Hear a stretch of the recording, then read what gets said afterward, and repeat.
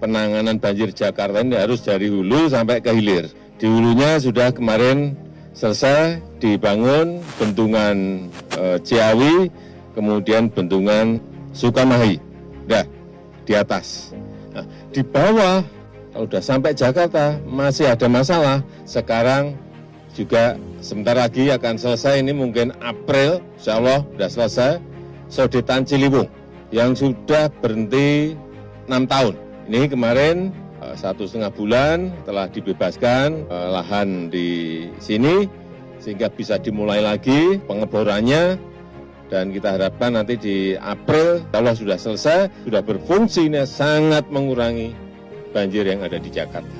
Kalau ini sudah, urusannya tinggal yang ketiga, urusan pompa yang ada di sungai-sungai, dan juga normalisasi Ciliwung, normalisasi 12 sungai yang ada yang di utara, banjirop, baik dengan tanggul laut maupun dengan giant seawall. Itu juga segera harus dimulai. Saya sudah perintahkan ke Gubernur DKI.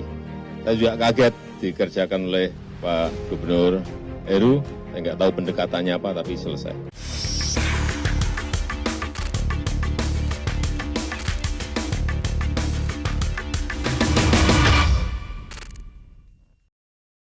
Tadi pagi Pak Jokowi itu kayak meninjau atau meresmikan kembali proyek Sodetan Kali Ciliwung. Proyek ini sebetulnya ingin menghubungkan antara jalur Kanal Timur dan Kanal Barat, sehingga kalau nanti hujan airnya meluap, air itu bisa disalurkan karena kedua kanal besar ini terhubung. Kabarnya kalau pada saat kondisi siaga 1, dengan sodetan ini berhasil mengarungi air atau katakanlah melimpahkan air sebesar 63.000 meter kubik per detik. Kalau dalam kondisi biasa ya sekitar 30-an ribu meter kubik per detik. Nah, proyek ini lo tahu nggak? Itu terbengkalai selama 6 tahun. Jadi mulai dulu Anies jadi gubernur Jakarta sampai kemarin digantikan oleh Pak Heru, proyek ini dicuekin. Wajar aja kalau Jakarta kemudian nggak ada penanganan banjir secara serius. Padahal ya, waktu Pak Jokowi naik sebagai presiden dan Pak Ahok menggantikan di posisi gubernur Jakarta, memang sudah ada cetak biru bagaimana menangani banjir Jakarta. Bukan cuma sekedar hal-hal yang sifatnya teknis, bukan cuma sekedar yang bukan hanya sekedar menutupi problem-problem kecil misalnya seperti sumur resapan dan lain-lain, tetapi penanganannya harus dari hulu ke hilir. Di daerah Bogor atau di sekitar Ciawi dibangun 2 bendungan. Tujuannya buat apa? Tujuannya untuk menahan debit air. Kalau hujan deras di puncak, airnya nggak langsung melorot ke Jakarta sehingga menyebabkan banjir. Dibangun 2 bendungan itu. Nah, sekali-kali sepanjang Jakarta yang melewati Jakarta juga harus diberisi secara serius. Cara ngeberesinnya gimana? Yang pertama, normalisasi. Membangun kali itu sepadannya atau katakanlah pinggiran-pinggiran kali dibangun sehingga airnya bisa berjalan lancar. Pada zamannya Pak Ahok sudah terbangun sekitar 16 km dari 31 km kali yang harus dinormalisasi. Tapi tiba-tiba saudara-saudara, dengan konsep bahwa penanganannya harus dari ujung ke ujung, ketika Anies naik, ini dia ubah konsepnya. Dia ingin punya konsep sendiri yang membuat kita terbelanga. Konsep normalisasi mau diganti dengan naturalisasi. Ngomongnya segede bakul, ujung-ujungnya nggak ada tuh kali Jakarta yang dinaturalisasi. Kenapa? Karena konsep naturalisasi nggak cocok dengan kondisi Jakarta. Untuk menaturalisasi kali di Jakarta misalnya, ya harus dibongkar pinggiran kali sampai 12 meter ke kanan, 12 meter ke kiri. Berapa banyak rumah-rumah atau hunian yang harus direlokasi atau harus digusur? Nggak cocok. Sementara kalau normalisasi nggak sebesar itu. Karena cuma ngeberesin pinggiran kali saja. Paling beberapa meter untuk jalan di pinggiran kali agar tidak nempel sama rumah.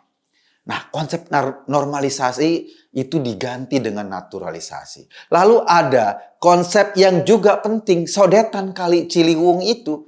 Sekali lagi, sodetan Kali Ciliwung itu penting untuk mengurangi debit air yang masuk ke Jakarta. Atau untuk membagi debit air ke, kalau misalnya kanal timurnya penuh, bisa dialirkan ke kanal barat atau sebaliknya. Tapi lo tahu, selama 6 tahun dicuekin bro. Sekali lagi dicuekin.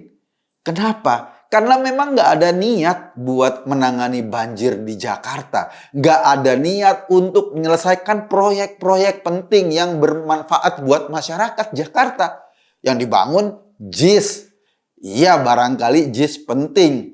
Dananya pakai dana PEN, dana penanggulangan soal pandemi kemarin, dipinjemin oleh pemerintah pusat. Sampai sekarang JIS ya begitu-gitu aja. Cuma stadion, belum pernah digunakan untuk pertandingan sepak bola, tetapi lebih suka digunakan untuk sholat Id. Sampai sekarang. Ketika 6 tahun sodetan Kali Ciliwung itu dicuekin, berakibat pada terhambatnya penanganan banjir di Jakarta. Lalu ketika Pak Anies sudah tidak menjabat sebagai gubernur dan bermimpi basah jadi capres, Pak Heru menggantikan, langsung dieksekusi soal sodetan ini. Kenapa? Karena untuk pembebasan lahan memang tanggung jawabnya Pemda DKI. Sementara untuk pembangunan dibebankan kepada PUPR pusat. Nah, soal pembebasan lahan ini yang di zaman Anies belibetnya minta ampun, di tangan Pak Heru cuma 1,5 bulan selesai. Simple. Sekarang pembangunan dilanjutkan lagi. Baru juga Oktober kemarin kan Pak Heru menjabat sebagai PLT Gubernur. Sekarang pembangunan itu bisa dilanjutkan lagi. Sementara 5 tahun ketika Anies menjabat sebagai Gubernur Jakarta, yang ada cuma omong. Eksekusinya nggak ada.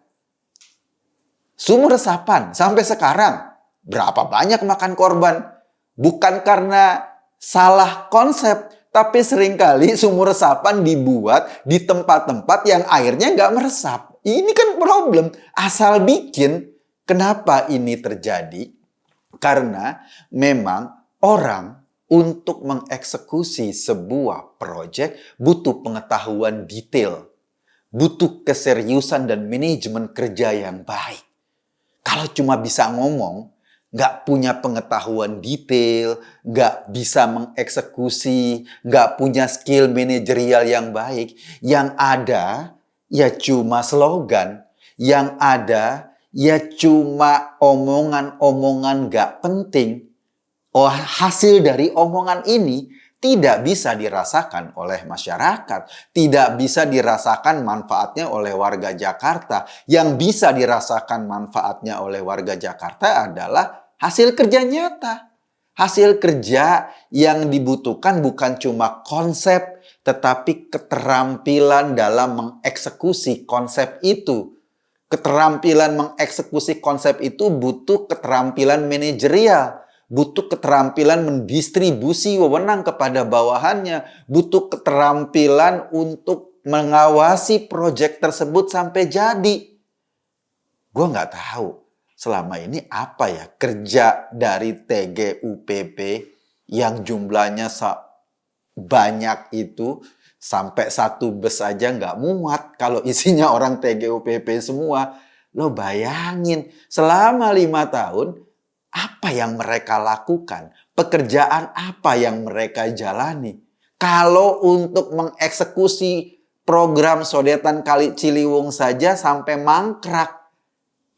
Resikonya apa? Ya resikonya warga Jakarta yang tidak bisa atau terus-menerus terkena banjir. Kita sih dulu berharap dengan adanya penanganan banjir secara serius, ya minimal titik banjir berkurang lah. Minimal ada satu langkah strategik yang sesuai dengan peta biru atau sesuai dengan rencana yang memang utuh. Diantisipasi mulai dari hulu ke hilir. Hulunya dibangun bendungan sudah. Pemerintah pusat sudah membangun 2 bendungan. Hilirnya ya kali-kalinya diberesin. Lo bayangin kalau di tengah jalan tiba-tiba orang berganti konsep. Atau konsepnya diacak-acak. Kayak lo bangun hotel atau bangun apartemen. Misalnya posisi toilet adanya di titik ini. Tiba-tiba nih udah jadi konstruksinya udah macam-macam. Mau ngubah. Toiletnya nggak bagus di sini nih. Bagusnya di sebelah sini. Kan kacau semua. Kenapa? Karena posisi itu disesuaikan kan. Pipanya lah, saluran airnya lah. Kalau konsepnya sudah matang dari dasar, tiba-tiba di tengah jalan diubah, pasti ngaco, pasti kacau. Terus yang mengubah itu teriak-teriak bahwa ini ide genuine. Konsep toilet bukan di situ posisinya. Harusnya di dekat balkon misalnya. Padahal ini tidak bersesuaian dengan pipa-pipa yang sudah dipasang. Akhirnya yang ngaco. Itu juga yang terjadi pada konsep penanganan banjir di Jakarta. Sudah ada cetak birunya, sudah ada planning keseluruhannya. Selama 5 tahun mau diinterupsi, mau diubah. Yang ujung-ujungnya secara rasional kita tahu nggak akan jalan. Dan benar nggak jalan. Kanal banjir timur, kanal banjir barat yang memang menjadi aliran kali besar di Jakarta. Itu butuh disambungkan dan sudah ada titik penyambungannya di sodetan Kali Ciliwung itu. 6 tahun terbengkalai bro. Sia-sia kita. Buang-buang waktu kita selama 5 tahun ini. Menghabiskan energi teriak-teriak banjir, banjir, banjir, banjir. Untuk warga Jakarta. Tapi penanganannya nggak serius ternyata.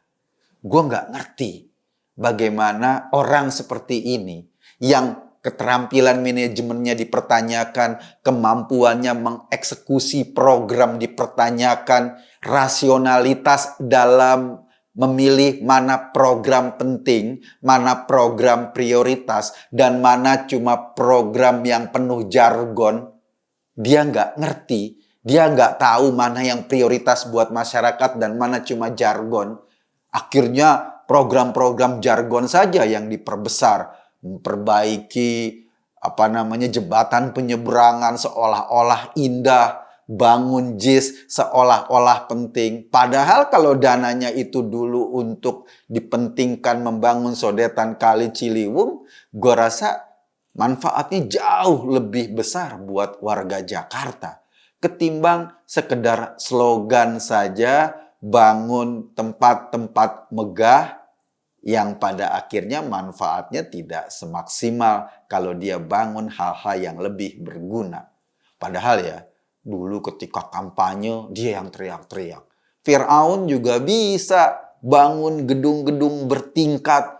Firaun juga bisa bangun bangunan-bangunan mewah. Nah, sekarang ini membuktikan bahwa ternyata yang dia bangun cuma gedung-gedung, cuma JIS atau jembatan penyeberangan, hiasannya doang. Jembatan penyeberangannya fungsinya ya buat jembatan penyeberangan, tetapi ditambah-tambahin agar Instagramable.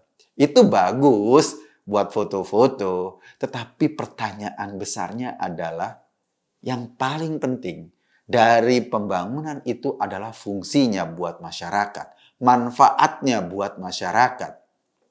Kalau manfaatnya cuma karikatif, kalau manfaatnya cuma jadi hiasan, ya mungkin senang buat foto-foto, kemudian foto-fotonya diviralin, kemudian orang tepuk tangan, wih hebat banget Gubernur Jakarta bisa bikin tempat yang layak foto semua. Kalau cuma itu manfaatnya, mending bikin studio foto aja, ya kan? Tapi manfaat lain atau katakanlah manfaat yang esensial dilupain. Seperti tadi, bagaimana penanganan banjir itu dilupain, dicuekin bahkan. Gue nggak ngerti lagi deh, bagaimana orang-orang seperti ini, Orang-orang yang tidak punya kemampuan manajemen, yang tidak punya kemampuan dalam mengawasi sebuah proyek, yang tidak bisa menentukan skala prioritas untuk kepentingan masyarakat, kok tiba-tiba teriak-teriak mau jadi presiden. Gimana masa depan Indonesia kalau gini? Gue Kogun tadi cuma ngajak Anda berpikir, kesimpulannya ya terserah Anda. Terima kasih.